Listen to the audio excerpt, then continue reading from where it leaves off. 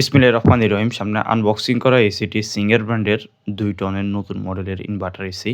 এসিটির model হলো SREC SAS 24 CXR32। এটার cooling capacity হলো ৭০৩৪ ওয়াট।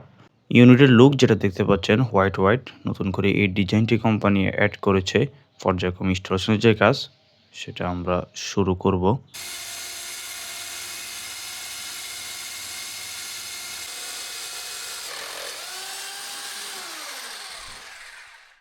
মেজারমেন্ট করে ইনভার্টারের বেস প্লেটটি সুন্দর করে লাগিয়ে নিয়েছি। আর ইনভার্টার 5 কানেকশন যে হোল, এটা কোর কাটিং বিট দিয়ে সুন্দর করে নেই। হোলের যে কানেকশন দেখতে পাচ্ছেন পুরাই সলিড রয়েছে। আউটডোর প্রান্তে সার্ভিস যে 5 সেটা আমরা কানেকশন করে নিয়েছি। আউটডোর ইউনিট এটা রয়্যাল বোল্ট দিয়ে সাথে ফিক্সড করে দেই। কোম্পানির রাবারের যে বুশ সেটা দিয়েছে। ছাদ মোটামুটি পরিষ্কার রয়েছে। ভাই আমাদেরকে বলেছে পানি নাকি জমে না।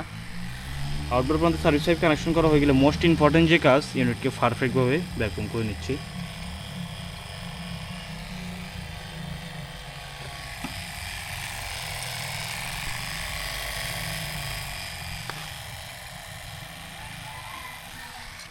ভ্যাকুয়ামের কাজ সম্পূর্ণ হয়ে গেলে রেফ্রিজারেন্টকে সার্ভিস পাইপ রিলিজ করা করবে। জয়েন্টগুলোতে কোনো লিক রয়েছে কিনা সেটা ভালোভাবে টেস্ট করে নেব। আর ইনভার্টার 5 কানেকশন যে হোল করা হয়েছিল হোলটি সুন্দর করে বন্ধ করে দেব। বাকি পাইপিংয়ের যে কন্ডিশন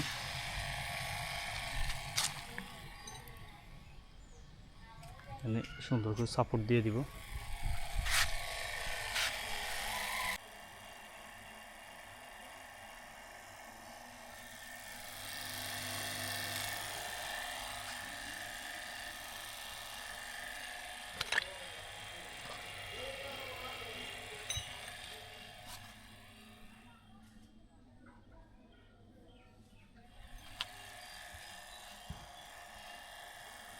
ভ্যাকুয়ামের কাজ সম্পূর্ণ হয়ে গেলে জয়েন্টগুলো ভালোভাবে টেস্ট করে নিচ্ছি কোনো লিক রয়েছে কিনা। আর কোর কাটিং বিট দিয়ে হোল খুললে বাইরের অংশে হোলের যে কন্ডিশন দেখতে পাচ্ছেন, ফাইনালি ভিতরে সে কুলিং যে পারফরমেন্স সেটা আমরা টেস্ট করে নিচ্ছি।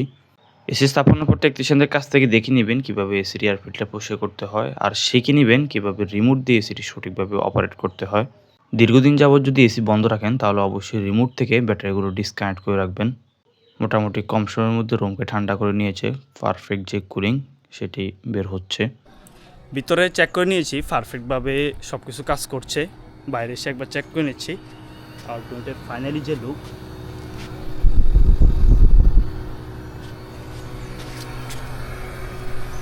কেবল যেটা কোম্পানি দিয়েছিল, কেবল যেটা এটা ফুল আসে নাই, বাকি এদিক দিয়ে হচ্ছে কেটেছে লাগিয়ে দিই।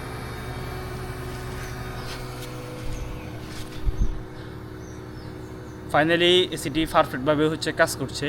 ভিডিওটি শেষ করে দেখার জন্য বহুত শুকরিয়া। দেখা হবে নতুন কোনো ভিডিওতে। ভালো থাকবেন। আল্লাহ হাফেজ।